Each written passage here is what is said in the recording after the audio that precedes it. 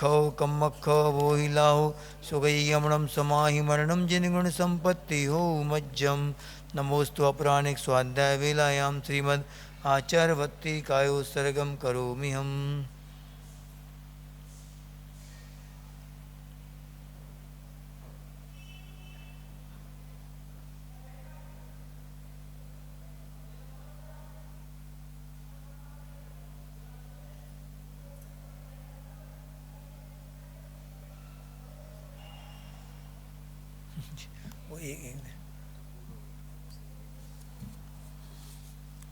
सुतजलधिपारगेभ्यः सुपरमति विभावना पटुमतिभ्यः सुचरित तपोनिधिभ्यो नमो गुरुभ्यो गुणगुरुभ्यः छत्तीस गुण समग्रे पंच विहाचार करण संदर्शे शिष्यानुग्रह कुशले धम्माई रे सदा वंदे गुरु भक्ति संयमेरया तरन्ति संसार सायरं घोरं छिन्नन्ति अट्ठकम्मं जम्मं मरणं न पावयन्ति ये नित्यं व्रतमंत्र होम निरता ध्यानाग्निहोत्राकुला षट्कर्माभिरतास्तपोधनदना साधुक्रिया साधवा शीलप्रावरणा गुणप्रहरणाश्चन्दार्कतेजोदिका मोक्षद्वारकपाटपाटनवटा प्रीणन्तु मां साधवा उर्वापान्तो नो नित्यं ज्ञानदर्शननायका चारिताणव गंभीरा मोक्षमार्गोपदेशका इच्छावन्ते आर्वती कौसुगो को तस्सादुच्यं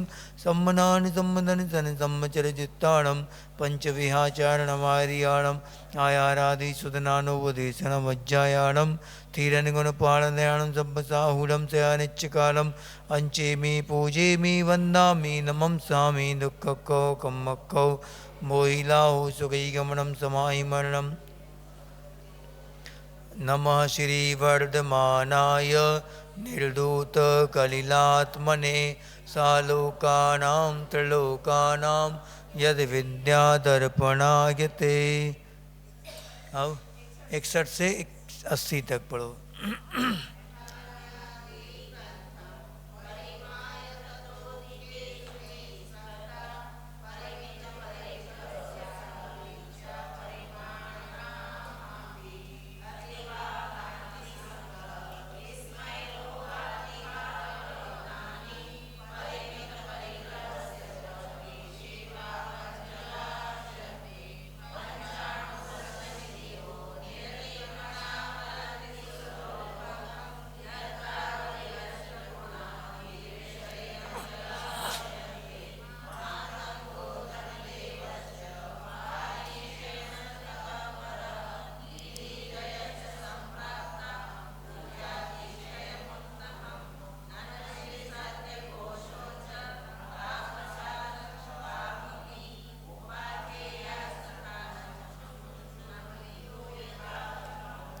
मध्यमास मधु त्यागै सहानुव्रत पंचकम अष्टौ मूल गुणानाहुर्ग्रहिणां श्रमणोत्तमा अनर्थदंडम व्रतं च भोगोपभोग परिमाणम्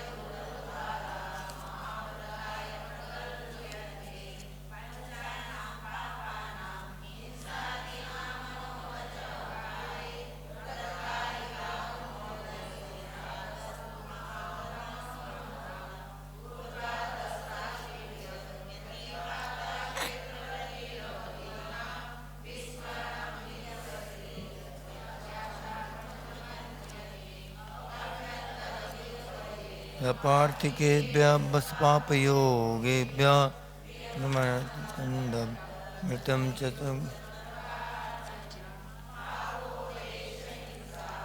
अनापद्यान् दुःश्रुति पंच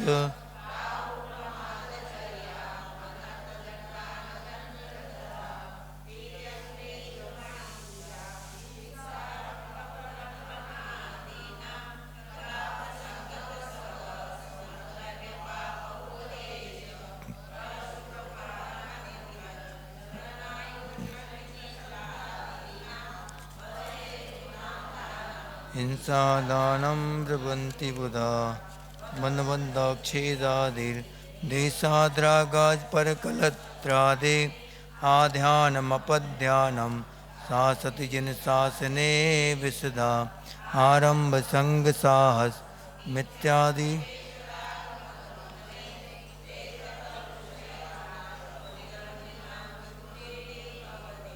क्षितिसलल रहन पवना लंबम विपुलम छेदम सारण शरण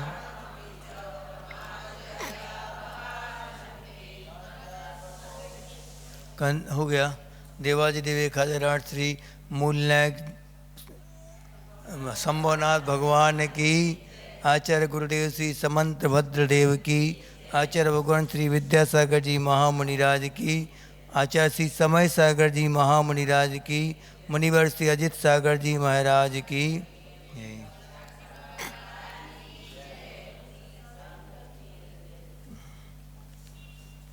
आज का पाठ कौन सा करना है? कौन सी प्रतिमा? दो पढ़ लें आज, क्योंकि भरोसा नहीं कोई ऐसा क्या हो जाए, इसलिए अपना पूरा तो हो जाए कंप्लीट। ब्रह्मचर्य प्रतिमा।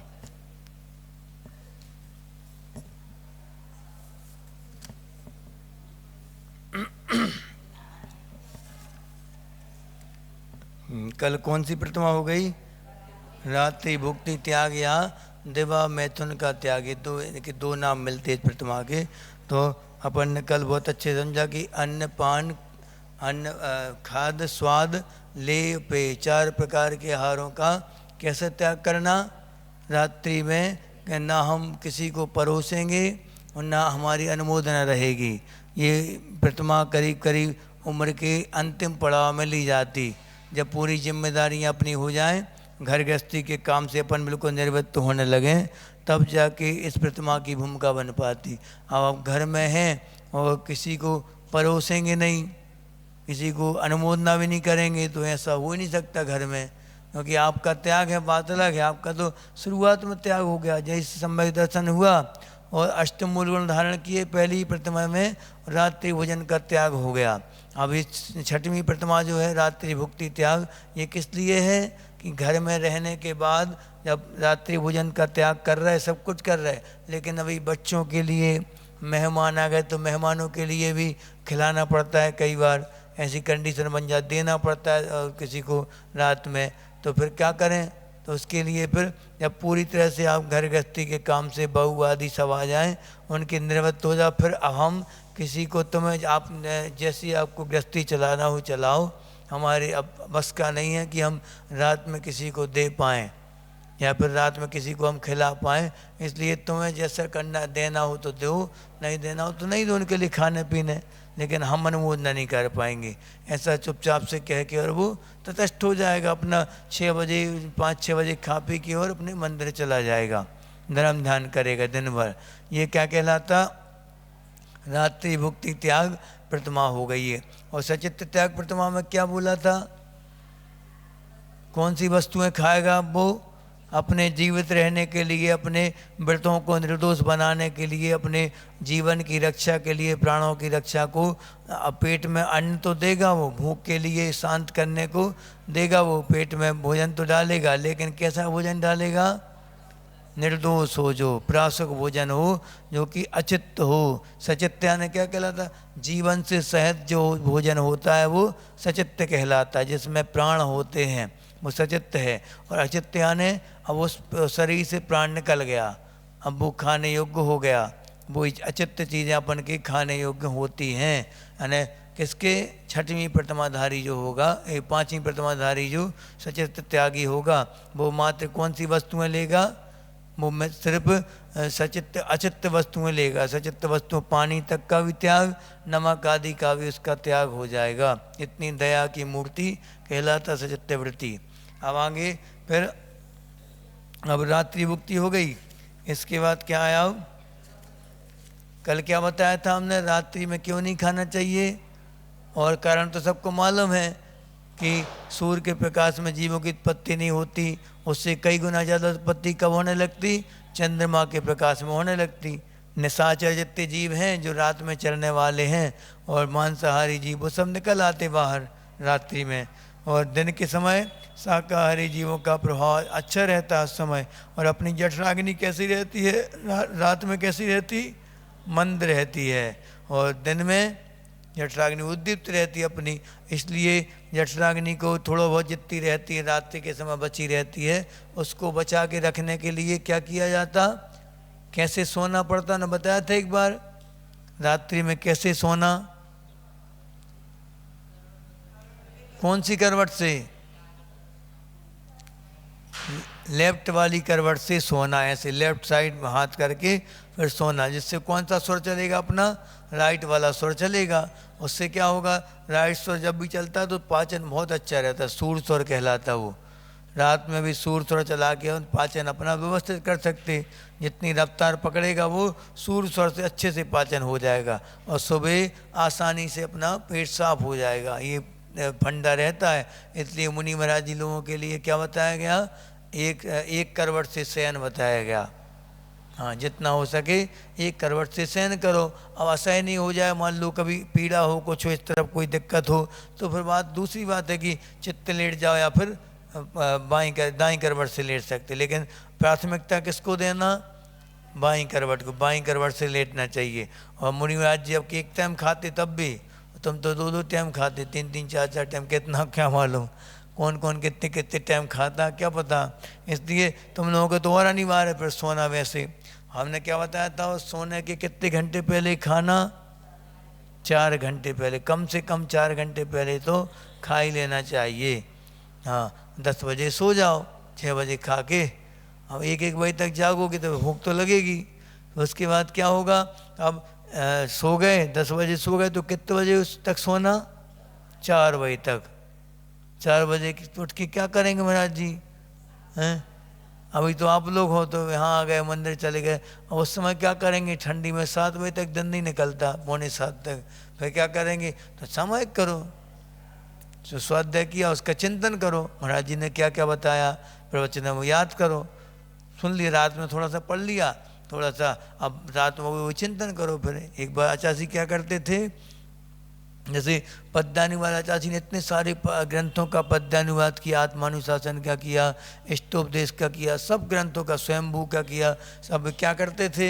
एक बार शाम को भक्ति के पहले पहले प्रतिक्रमण किया और 10-20-25 मिनट में गाथाएं देख ली, याद कर ली गाथाएं, कौन कौन सी गाथा है, इसका मतलब क्या है, और इसका गाथा का वो व्याकरण के विद्वान तो थे ही जबरदस्त, तो देख लिया, उसका मतलब समझ लिया और याद कर लिया, इसके पद याद कर लिए पूरे। अब वैसे ही पद कैसे सामायिक में चिंतन करते करते पद बना लिए हिंदी में। ऐसा गजब की उनकी मेमोरी थी आचार्य की, सोचो इतनी मेहनत करी उन्होंने, अपने दिन की एक एक किरण का सदुपयोग किया आचार्य ने। जब तक उनका जीवन रहा, एक एक क्षण का, एक एक सूर्य की एक एक किरण का पूरा उपयोग किया उन्होंने दिन का। रात में कभी भी लाइट के प्रकाश में कभी गुरु जी ने स्वाध्याय नहीं किया, ना करना चाहिए। लाइट जल रही हो, स्वाध्याय हो रहा तो क्या मतलब, स्वाध्याय क्यों कर रहे? फिर जरूरी थोड़ी है, आवश्यक है क्या तुम्हारे? 6 आवश्यकों में कहीं स्वाध्याय नहीं आता, कहीं भी नहीं आता। 12 तप में आता है। 12 तप कौन से हैं? मूल गुण नहीं, उत्तर गुण हैं। मूल गुण बता दिए थे पहले, कौन से कहलाते मूल गुण? तुम लोगों के मूल गुण में आएगा स्वाध्याय, हम लोगों के मूल गुण में स्वाध्याय नहीं आता। तुम्हारा जी स्वाध्याय नहीं करेगा, आप लोग स्वाध्याय नहीं करते का? करते तो हैं, लेकिन किस लिए? अपना उपयोग लगा रहे सही सही जनवाणी में, इसके लिए उपयोग स्वाध्याय करते हैं। नहीं तो आप दिन भर बैठो ध्यान में, कौन ने मना किया? 6 आवश्यक हैं, 6 आवश्यक को करते रहो दिन भर। स्वाध्याय से कई गुना अधिक फल देने वाले हैं आवश्यक। कौन से आवश्यक? समता समारे थुति उच्चारें। आचार्य बोलते थे कि तुम्हें 6 किताबें दी हैं पढ़ने के लिए, वो कोर्स का पढ़ो, आउट ऑफ कोर्स क्यों पढ़ते? आउट ऑफ कोर्स यानी कोई और पुस्तक पढ़ रहे हैं, यहाँ वहाँ की बातें कर रहे हैं, तो उसकी 6 कोर्स जो दिए वो करो कंप्लीट। कौन कौन से 6 कोर्स? समता यानी सामायिक, सामायिक करो। सामायिक नहीं कर सकते 2.5 घंटे की करो, अच्छा मन लग रहा तो दिन भर करो, कौन मना कर रहा? अपने पास लाइसेंस है, दिन भर करते रहो। फिर इसके बाद स्तुति, स्तुति यानी क्या, किसे कहते स्तुति? हाँ, 24 तीर्थंकर भगवान की स्तुति होती है, तो वो पढ़ो। स्वयंभू पढ़ो, कई प्रकार से स्वयंभू लिखा, हिंदी वाला स्वयंभू पढ़ लो, कभी संस्कृत के 2 स्वयंभू हैं वो पढ़ लो। कौन सा है वो, हम पढ़ते हैं, दिल्ली पढ़ते दोपहर की सामायिक में, वो पढ़ लो। नंदीश्वर भक्ति पढ़ लो। ये सब क्या है? स्तुति हो गई। इसके बाद वंदना, वंदना तीनों कालों में त्रिकाल वंदना की जाती है जिन देव की। भगवान नहीं भी हैं तो हम लोगों के लिए मूर्ति की दर्शन करना अनिवार्य नहीं है, आप लोगों को तो है जिन चैत्य की वंदना, लेकिन हम लोगों के लिए हम लोग 2 काय उत्सर्ग करके वंदना कर लेते अपनी। नहीं भी है, मान लो बिहार में है, उस समय क्या होता, नहीं है भगवान तो ऐसे ही कर लो, अपनी साक्षी पूर्वक कर लो, निकल जाओ आहार के लिए, निकल सकते, कोई ज़रूरी नहीं हम लोगों को दर्शन करना, तुम लोगों को ज़रूरी है। लेकिन ऐसा भी नहीं कि हाँ, मुनि महाराज जी का अगर आपका जिन प्रतिमा का पूजन करने का नियम है, जिन भगवान का, तो फिर उनकी मूर्ति पूजा से मानी जाएगी आपकी पूजन। अगर नवदेवता का है, पंचपरमेष्ठी का है, तो फिर मुनि महाराज जी की पूजा करके पूर्ति कर सकते। देवसास गुरु का है तो ऐसा जैसा आपका नियम हो। आपने अगर जिनेंद्र भगवान के दर्शन करके और पूजा वो अन्न जल ग्रहण करेंगे, तो फिर जिनेंद्र भगवान के दर्शन करो, तब माना जाएगा। हाँ, और देवसास गुरु का है तो फिर गुरु से माना जाएगा, साथ से ही माना जाएगा। और नवदेवता का है तब साथ से भी माना जाएगा, और कुछ स्वाध्याय कर लिया थोड़ा तो उसमें ही माना जाएगा, वो दोनों में हो जाएगा। जैसा आपका नियम हो वैसा करना चाहिए, पूरी लगन के साथ, उत्साह के साथ। अब क्या बता दिया, समता समारें, स्तुति उच्चारें, वंदना जिन देव की, नित्य करें प्रत्याख्यान। प्रत्याख्यान किसे कहते? प्रत्याख्यान यानी जिन वस्तुओं से हमें राग द्वेष हुआ है। जैसे महाराज जी को मान लो बातचीत नहीं, पीछे क्लास में शांत बैठो, तो क्या हुआ, जैसे जिन कारणों से मुनि महाराज जी को राग द्वेष हुआ, कोई कारण से कसाय भड़की, वो कारण को समझेंगे, इस वस्तु के कारण हमारा क्रोध भड़का, इन भावों के कारण, इन भावों का, इन वस्तुओं का त्याग। प्रत्याख्यान यानी त्याग। कितने समय तक? आजीवन भी हो सकता, या कुछ समय के लिए भी हो सकता। अब वो वस्तुएं हम उपयोग नहीं करेंगे। जैसे मान लो ये रखा, आज क्या भाव आ गया मन में कि आज अच्छा इंप्रेशन पड़ेगा क्लास में, देखो क्या बढ़िया महाराज जी स्टैंडर्ड के साथ बैठे हैं, ऐसे भाव आ गए अगर मन में, तो क्या होगा, हम समझ गए कि परिणाम हमें खराब हो रहे, राग द्वेष के परिणाम हो रहे। अब इनका त्याग, इन वस्तुओं को रखने का त्याग। अब क्या, कब तक? जब तक तलवाड़ा में है या फिर जब तक हम क्लास पढ़ाएंगे, या 1 हफ्ते के लिए, जब तक अपने परिणाम पर विजय प्राप्त नहीं करते तब तक के लिए। ये क्या हो गया? प्रत्याख्यान। इसे कहते हमेशा महाराज जी लोग हमेशा अपने परिणामों को शुद्ध करते रहते, अपनी विशुद्धि बढ़ाते रहते, और आप लोग अपने परिणामों को गंदा करते रहते, मलिन करते रहते, पता ही नहीं पड़ता महाराज जी इतना। अब जहाँ समझ ही नहीं पाते कब राग द्वेष होने लगे, कब परंपरा शुरू हो गई। राग द्वेष शुरू होने में बिल्कुल पता नहीं लगता कब से कब वो परंपरा कब से कब चालू हो जाती। जैसे छोटा सा कंकड़ है, इतना सा छोटा सा कंकड़ अपन ने पानी में डाला, क्या हुआ? कंकड़ तो 1 सेकंड में डूब गया, नीचे चला गया, लेकिन उसका प्रभाव कब तक रहेगा? वो लहर कहाँ तक जाएगी? जहाँ तक वो पानी भरा हुआ। कितनी बड़ा तालाब है, मान लो बहुत विशाल तालाब है, पूरे तालाब को जब तक वो नाप नहीं देगा वो तरंग, तब तक शांत नहीं हो सकती वो। इसी प्रकार अपने राग द्वेष हैं, छोटा सा भी अगर भाव हुआ तो वो जब तक अपना फल नहीं देगा, फल तक वहाँ कॉर्नर तक नहीं पहुँचेगा, तब तक मानेगा नहीं वो, ध्यान रखना। और जितना बड़ा पत्थर उतनी बड़ी लहर। अब समझदार हो, अब क्या करना। अपने जीवन को कितना आंदोलित करना है वो आपके ऊपर है, कितनी जल्दी शांत होना वो भी आपके ऊपर है। आप अपने विधाता, अपने ब्रह्मा आप स्वयं हैं, अपने महेश आप स्वयं हैं, अपने संसार को नाश करने वाले भी आप ही हैं और संसार को पालने पोसने वाले भी आप ही हैं। अलग से भगवान कुछ नहीं करता। भगवान क्या करेगा, भगवान का रोल क्या है वो बता देगा कि तुम आप उनको देख के आप समझ जाओ, बस इतना रोल है भगवान का अपने जीवन में। कितना कि उनको देख देख के अपन संभलते जाएं कि इनके अंदर 18 दोष नहीं हैं, हमारे अंदर हैं। वो दर्पण के समान है। वो दर्पण कभी नहीं बोलेगा कि भैया इधर आओ, देखो यहाँ तुम्हें छपा हुआ है, यहाँ छुटा लो, काला काला छपा है, वो कभी नहीं बोलेगा।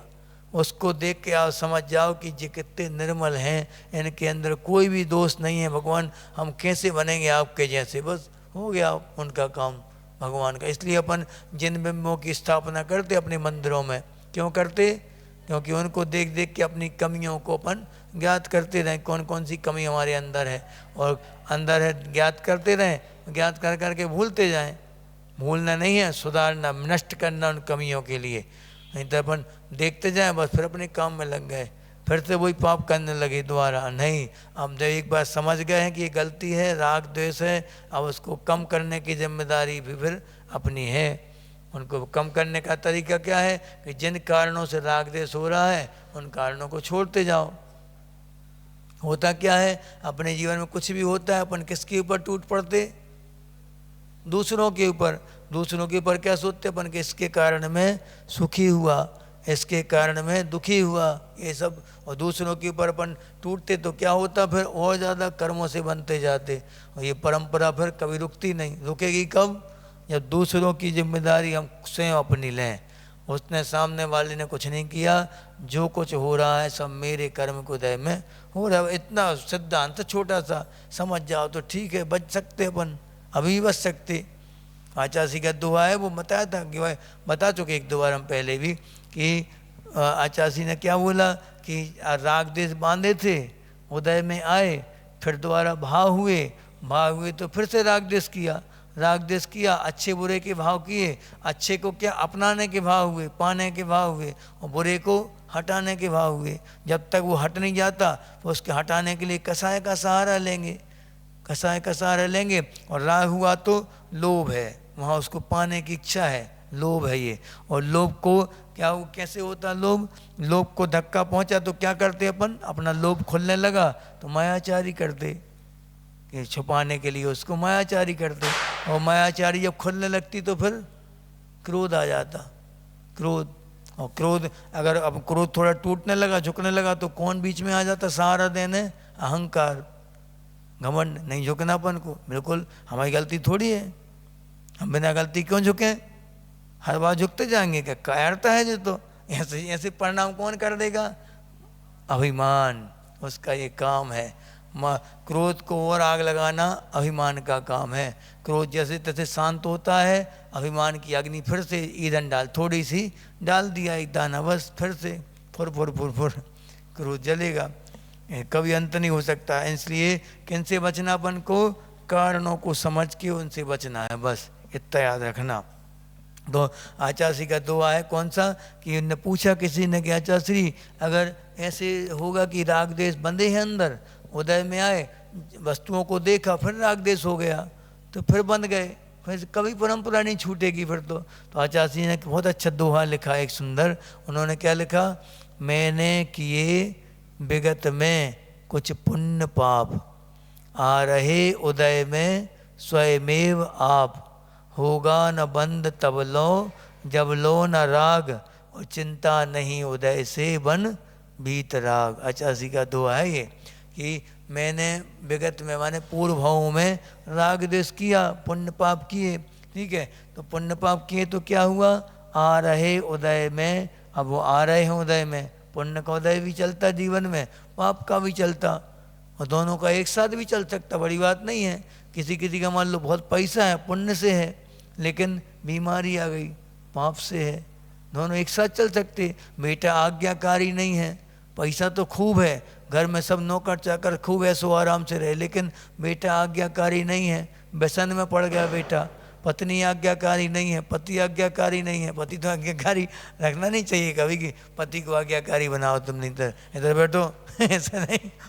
पत्नी पत्नी होना चाहिए आज्ञाकारी। पत्नी तो ये पति तो कैसे होते, या अगर वो जिम्मेदार हैं तो घर की जिम्मेदारी संभालेंगे, आपको आज्ञाकारी होना चाहिए उनका। फिर अगर जिम्मेदार व्यक्ति हैं, चुनाव तुमने सही किया है तो इसलिए बहुत सोच समझ के पति का चुनाव करना चाहिए माता पिता को। बिल्कुल अपनी बेटी के लिए जब भी देखो कि हमारी बेटी पे शासन करने लायक है कि नहीं वो आदमी। हमारी बेटी ज़्यादा समझदार निकली, मान लो वो कम समझदार है तो वो चलाएगी प्रशासन। इसलिए बहुत सोच समझ के रिश्ते तय होने चाहिए बच्चों के जीवन भर, क्योंकि आपको कोसेंगे फिर वो। अगर कोई गलत निर्णय हुआ जीवन में उनके, तो पूरे जीवन भर फिर आपको वो आपके नाम से वो कुड़ करते रहेंगे और जीते रहेंगे कुड़ के। इसलिए बहुत सोच समझ के रिश्तेदारी करनी चाहिए। वो जिनने सोच समझ के कि उनका जीवन देख लो अच्छे से निकलता, उनको इस बात की खुशी रहती है कि हमारे पति बहुत समझदार हैं और उनकी आज्ञा में रहना हम सौभाग्य मानते अपना, तो कभी खटपट नहीं होंगी घर में। हाँ, खटपट क्यों होती है, वो जब समझने लगते कि हम ज़्यादा समझदार हैं, हमारा बराबर का अधिकार है, तुमसे ज़्यादा बुद्धि तो हमारे अंदर है। बस होने लगती किलकिल, हम ज़्यादा पैसे कमाते तुमसे, देख लो हम भी दुकान पर बैठते, हम भी पूरे, तुम क्या ग्राहक चलाते, हमारे ग्राहक ज़्यादा आते लेडीज़। तुम्हारे जेंट्स ग्राहक कम आते, लेडीज ग्राहक ज़्यादा आते। ऐसी खिचखिच होती हैं घरों में, होती कि नहीं होती, होती। सब घरों के यही हाल है। पंचम काल में होता है ऐसा नहीं, हर काल में होता है ऐसा। पहले भी होता था, पहले कम होता था, अब ज़्यादा होने लगा। पहले 90% लोग संभले हुए रहते थे, आजकल 90% घर बिगड़े हुए रहते, माने परिस्थिति खराब है, बैलेंस नहीं बना पा रहे।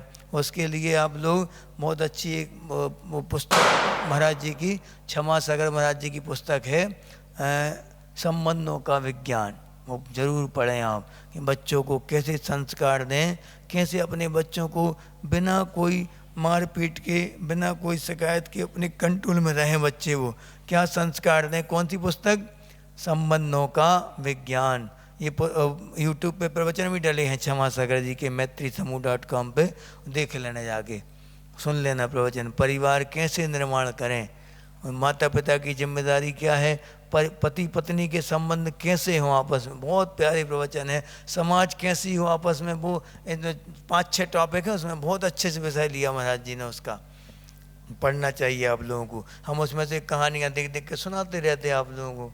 है उनका माल सब उनका है, उनका भी नहीं है, किनका है, उनका है, उनका भी नहीं है, उनका है, उनका किनका, तीर्थंकरों का है। हर परंपरा से चला आ रहा, वो किसी का पर्सनल नहीं होता धर्म। धर्म तो किनका होता है, धर्म प्रवर्तकों का होता। हाँ, हम देखो अब ब्रह्मचर्य प्रतिमा का लक्षण आज पढ़ेंगे कि इतनी निर्मलता उसके अंदर आती जाती है मन में, किसके, जो प्रतिमाओं का पालन निर्दोष करता जाता है। तो फिर वो आकाश रहता है, जैसे आकाश, आकाश में कोई, अभी देखो अब कोई भी बदल नहीं है आकाश में, बिल्कुल कैसा है वो, कोई भी लेप लाग लपेट कुछ नहीं है, पूरा शुद्ध आकाश है। और बदल छा गए यानी विकार आ गए मन में, तो मुनियों का मन या फिर महापुरुषों का, जिनने महाव्रतों को धारण किया है, उनका मन कैसे हो जाता, स्वच्छ आकाश के समान है, बिल्कुल पूरा, कोई विकार नहीं। और बदल हो गए तो विकारों का समावेश हो गया फिर जीवन में। इसलिए इन बदलों को छांटने की प्रक्रिया है, कौन सी, धीरे धीरे करके। अभी वो क्या कर रहा था, दिवा मैथुन का त्याग किया था उसने, और अब लेकिन अब क्या करेगा, पूर्णतः स्त्री से विरक्त हो जाएगा, या फिर अपने पुरुष से विरक्त होके एक साथ रहेंगे भी, दोनों एक साथ सोएंगे, लेकिन उसमें कैसे भाव रहेंगे, मात्र भाई बहन के भाव रहेंगे। कोई भी विकार मन में आ नहीं सकता उस समय। ये ब्रह्मचर्य प्रतिमा का प्रभाव। हम देखो ब्रह्मचर्य किससे पालन होता है, शरीर से होता है अधिकांश, तो उसमें वो भी जरूरी है शरीर का स्वरूप समझें। मलबीजम मल योनिम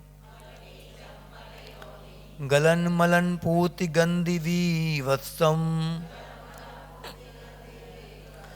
पश्चन्नंगमनंगाद विरमतियो ब्रह्मचारी सहा मलबीजम मलयोनिम गलन मनन पूति गंधि वीवत्सम पश्चन्नंग मनंगाद विरमतियो ब्रह्मचारी सहा। पढ़ो।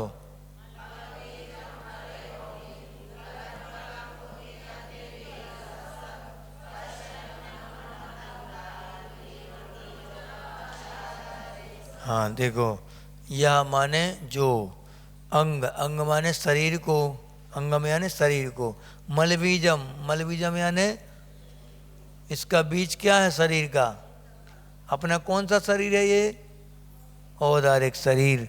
औदारिक शरीर कैसे बनता, औदारिक शरीर कैसे बनता, हाड़ मास से तो बनता, माता पिता के रज और वीर से बनता। यानी कि ये क्या है, ये सप्त धातुओं से निर्मित मल बीज में, मल का बीज है ये शरीर जो है, शुक्र शोणित रूप मल से उत्पन्न हुआ है। और मल योनि यानी कि योनि यानी क्या होता, उत्पत्ति। तो मलिनता का कारण ये क्या है, शरीर है। आप देख लो, थोड़ी सी भी खाल की परत उतार दो ऊपर की, फिर देखो मक्खियों को निमंत्रण, अभी मक्खी नहीं बैठेंगी, जैसे थोड़ी सी निकल गई खाल, फिर देखो निकलता मटेरियल अंदर का देखते बनता, फिर तो है आनंद आता उस समय, कैसा लगता। कभी गाँव माँ हुए हो, एक महाराज जी हैं, उनको इतने वो बड़े चिकन पॉक्स, बहुत सुंदर लगते थे देखने में, वो इतने वो बड़े चिकन पॉक्स हो गए पूरे चेहरे पे, पूरा चेहरा इतना भीभत्स से लगने लगा उनका, मवाद बहती रहती थी हमेशा उनके चेहरे से, कई महीनों तक चला वो उनको रोग। तो उनने फोटो खिंचवा ली थी उस समय, फिर जब फोटो अब ठीक हो गए, ठीक होने के हमेशा वो 12 महीना अपने पास फोटो रखते हैं, उसी दिन से वो फोटो हमेशा उनके बैग में रहती, पुस्तक में रहती है वो फोटो हमेशा। क्यों, क्यों, क्योंकि कितने सुंदर हो हम, अब वर्तमान में ही सुंदर लग रहे हैं, क्या है स्वरूप शरीर का, ये है स्वरूप। फोटो देख लेते अपनी, जब भी अभिमान आ जाता कि हम बहुत सुंदर हैं, फोटो देख लो जब सो के उठते, जब अच्छी अच्छी सुंदरियाँ जो होती, विश्व सुंदरी, भारतीय सुंदरी, और कौन कौन सी सुंदरी होती हैं, कौन सी, एक वो यूनिवर्सल सुंदरी होती हैं ये सब सुंदरियाँ जब सो के उठती होंगी सुबह सुबह, जब क्या कैसी लगती होंगी, भूतनी सी लगती हैं हाँ, ताड़कासी वो बिल्कुल पूरे बाल बिखरे हुए, मेकअप वेकअप पूरा ख़त्म, और लिपस्टिक यहाँ आ गई पूरी, यहाँ आ गई पूरी, शरीर फैल गई, नाक में घुस गई कुछ लिपस्टिक, बाल आंखों से कीचड़ बह रहा है, कान खुजा रही हैं, वो कैसी लगती। किसी हीरोइन को मान लो देखना है, टीवी पे देख के खूब प्रभावित हो जाती महिलाएं पुरुष खूब सारे। एक बार कोई बता रहा था कि बॉम्बे गया, वो एक देखा एक हीरोइन के लिए, बहुत पसंद करता था उसको, बहुत ज़्यादा, जान से ज़्यादा चाहता था हीरोइन के लिए। एक बार सोचा कि अब तो मिलने जाएंगे उनसे हम, गया वो उम्मीदें लेके चला गया मुंबई पे, और जाके उनके बंगले पे पहुंच गया, किस्मत से उसको एंट्री मिल गई वहाँ जाने की, सुबह सुबह अर्ली मॉर्निंग पहुँच गया वो, और जैसे ही वो सो के उठी देख लिया उसने, और उल्टे पाँव आ गया वापस वो बिना मेकअप की, इतनी खतरनाक लग रही थी वो, क्योंकि चपरासन अच्छी लगती उससे अच्छी, तो कपड़े धोने वाले ये सब अच्छे लगते, काले कलूटे तो फिर भी अच्छे लगते, एक कम से कम उनका शेप तो रहता अच्छा चेहरे का। वहाँ तो कुछ है ही नहीं, गड्ढे पड़े हैं चेहरे बड़े बड़े, क्योंकि मेकअप, अब मेकअप के तरह ढक लेते, पुट्टी कर देते, पुट्टी हो जाती वो चेहरे पे पोत पोत के पुट्टी हो जाती, अच्छी लगने लगती, सुंदर सुंदर वो। 60 साल की भी वो 20 साल की लगेगी देखने में, मेकअप का कमाल है पूरा। और जैसे मेकअप गया तो मेकअप गया मेकअप गया तो मैं कब गया ऐसा तो देख लिया उसने। कहता भैया हमने पूरी दुनिया देख लीजिए वाली माया नगरी, मायावियों की नगरी है जी, सब काम काय का है, छल कपट का है, तुम लोगों को छल रहे हैं वो, अपन छल में आ जाते जल्दी, क्या करें महाराज जी, संस्कार हैं पुराने। अब गलन मलम यानी मलमूत्र आदि को झराने वाला है, गलन यानी गलता रहता हमेशा, और मलम यानी जिनके अंदर से हमेशा मलमूत्र झड़ता रहता, वो क्या कहलाता, शरीर है, उसका स्वरूप है ये। हाँ, पूत गंधी, पूत गंधी आने दुर्गंध से युक्त है। 2-3 दिन उपवास कर लो, फिर सूंघो क्लोजअप ऐसे करो, फिर कैसा लगता, समझ में आ जाता, फिर जल्दी कुल्ला कर लो, जल्दी मंजन कर लो, ऐसा लगता है। सुबह उठ के उपवास तो करना आसान है, उपवास के अगले दिन जाओ, जब दुर्गंध आती है मुंह से, चेहरे से, शरीर से, पसीने की जब दुर्गंध फूटती है, उस समय वो सहन करना सबसे बड़ी साधना कहलाती। सोचो आप, एक आसन भी करते जिस दिन तुम लोग, उस दिन बदबू आती ना, अगले दिन चेहरे से, मुंह से बदबू आती। क्योंकि अगर आप साफ नहीं करोगे मुंह के लिए, फंसा हुआ अन्न अगर रह गया दांतों में, दांतों में ग्रेविटी पैदा करेगा, वो सड़ाएगा उनके लिए। इसलिए सफाई मना नहीं किया। वो आचार्य क्या बोलते हैं हम लोगों के लिए कि सफाई तो रखो, लेकिन घिसो मत, घिसोगे तो वहाँ जीवों का घात होगा। इसलिए मुनियों का एक मूल गुण कौन सा है? अदंत धोबन, यानी दांतों में कभी उंगली भी नहीं फिर सकती महाराज जी, कभी भी।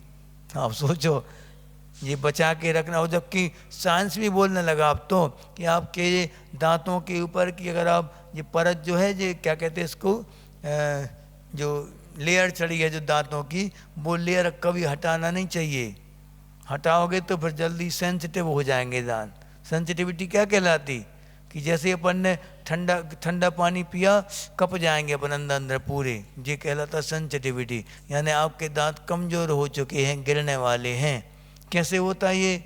आप पानी गर्म पी रहे हैं और आइसक्रीम ठंडी खा रहे, या फिर पानी ठंडा पी रहे और कोई गर्म चीज़ खा रहा है, तो होगा।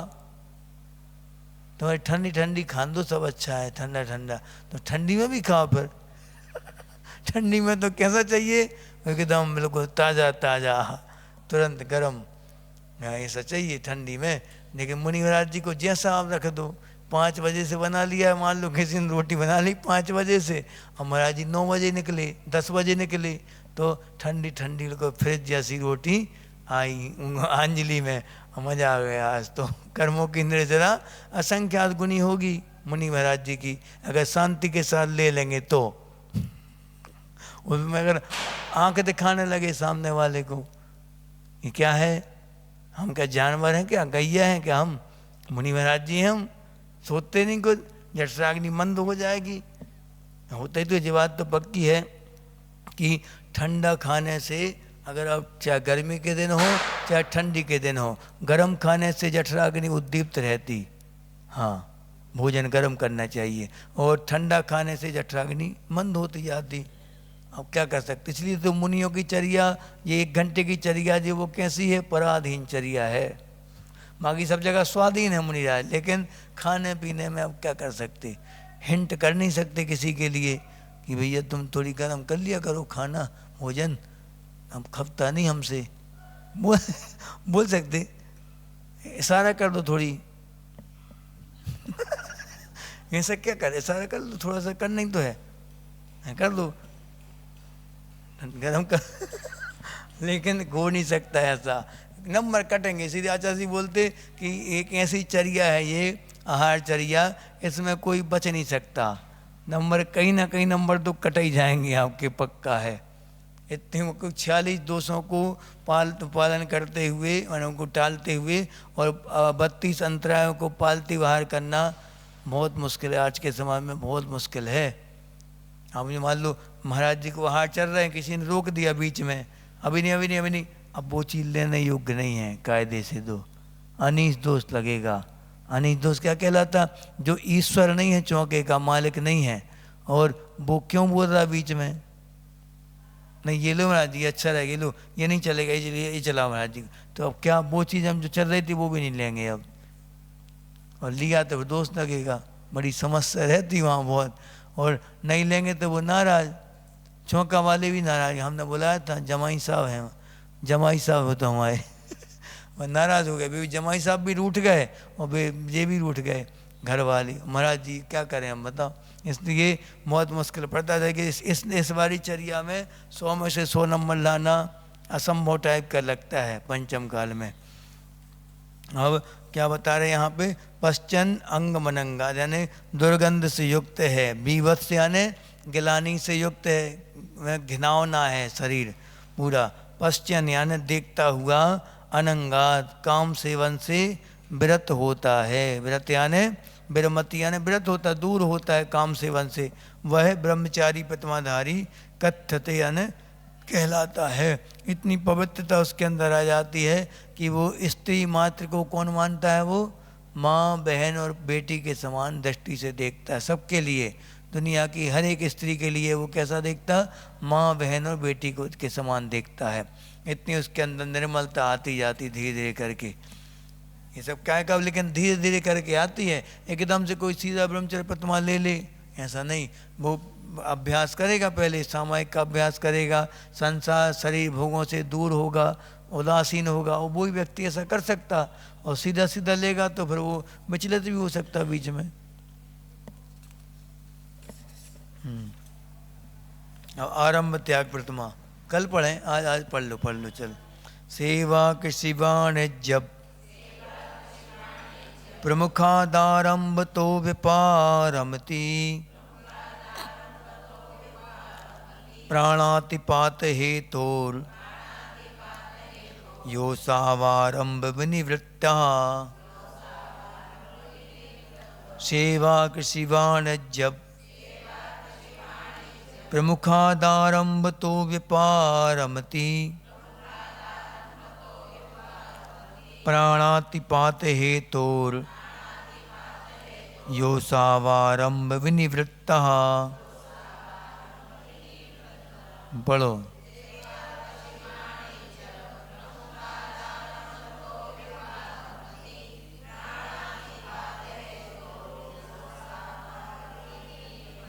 हाँ देखो यहाँ क्या बता रहे, बन जाएगा पढ़ते, सबसे आसान है, आसान सब।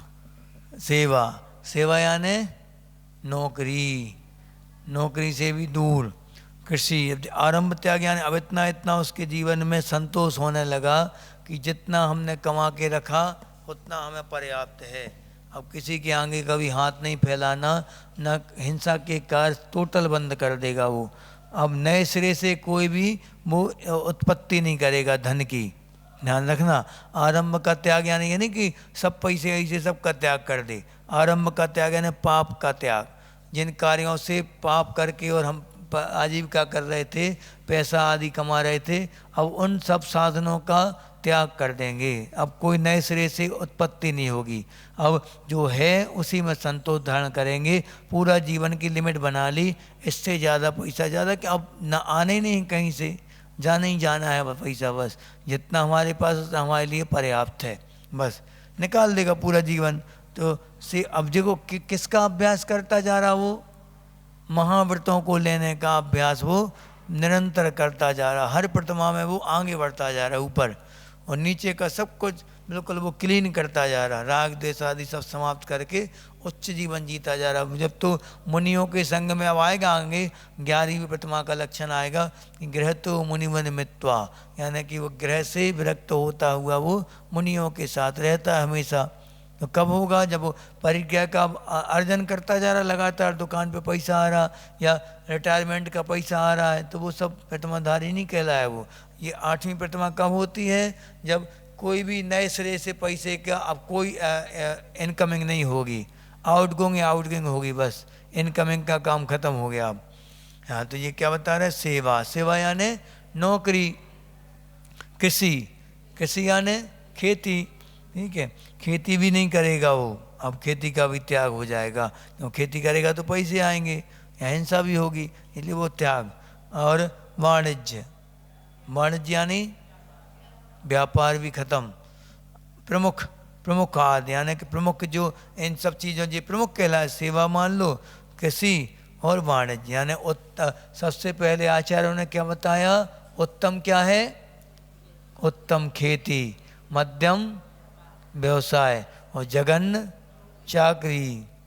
और जबकि आज के समय में उत्तम क्या हो गया, अब चाकरी, क्योंकि छोकरी नहीं मिलेगी नौकरी होगी तो छोकरी मिलेगी, नौकरी नहीं होगी तो छोकरी, ये धारणा बनती जा रही। और माता पिता की धारणा बनती जा रही, लड़कियों के माता पिता की, कि हम तो नौकर को देंगे अपनी बेटी, मालिक को देना ही नहीं है, नौकरी को देंगे, नौकरानी बनाएंगे, सेठानी नहीं बनाएंगे, नौकरानी बनाएंगे उसको। जैसे सोने की पत्नी को क्या बोलते हैं? सुनारन है। और लोहार की पत्नी को क्या बोलते? लोहारन। ऐसे ही धोबी की पत्नी को धोबिन। ऐसे ही किसको क्या बोलेंगे? नौकर की पत्नी को नौकराइन है। तो अब ऐसे बना लो अपने आप। और सेठ की पत्नी है तो सेठानी, सेठाइन ऐसा रहता। इसलिए जो आप जैसा इस धारणा ही बदल लो कि सबसे उत्कृष्ट क्या होता है, सबसे उत्कृष्ट खेती मानी जाती और मध्यम व्यवसाय। आज के यहाँ तो खेती किसी की है ही नहीं, एक आधे दो परिवार होंगे जिनकी खेती होगी, खत्म। और जिनकी है से वो प्लाटिंग करके बेचते जा रहे हैं।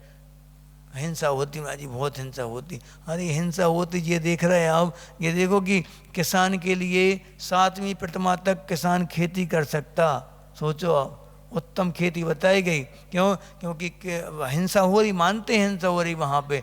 व्यापार में कौन सी हिंसा नहीं हो रही बताओ? कितने बड़े व्यापार में हिंसा होती है? ऐसा कोई भी व्यापार बताओ जिसमें हिंसा ना होती हो, झूठ ना बोला जाता हो। ऐसा कोई व्यापार बताओ, एक भी व्यापार हो नहीं सकता जिसमें पैसा आ रहा हो और 5 पाप ना हो। होंगे ही होंगे पाप, पक्का है।